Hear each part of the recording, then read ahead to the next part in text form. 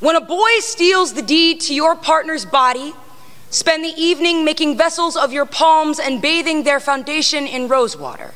Pull the Ouija board and crystals down from the attic and prepare yourself for the resurrection. Press your forehead to the plaster and whisper the name of your partner's ghost to the silence. Say, I love you. Say, I miss you. Say, come home.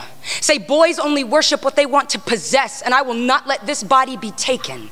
Make a prayer of his blasphemy. Find the power in the naming. Call your partner back to their birthright. Spill all the impossible scripture.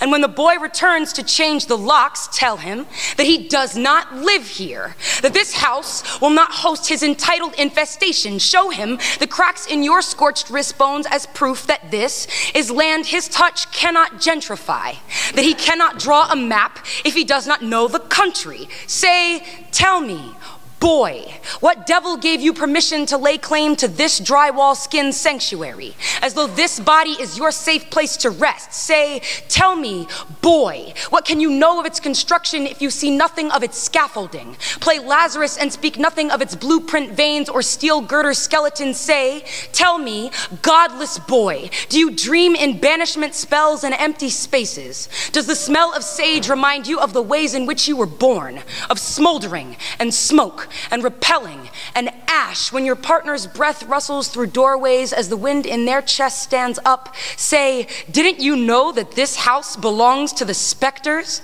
That they mixed the mortar and molded the brick and hewed the wood, that they have been here before this and they will be here after this? Say, didn't you know that this body is handcrafted resiliency? That the only thing that haunts its rooms is the will to survive?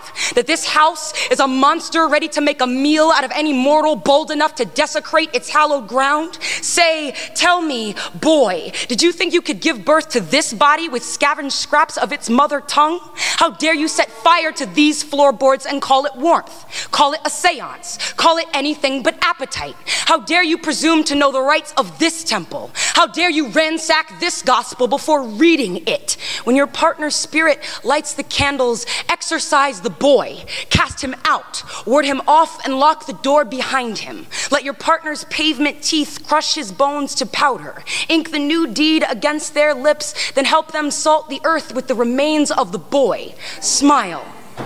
Say, here we are. Say, welcome home. Say, I'm so glad we stayed. Make it known that none like him will ever have the audacity to grow here again.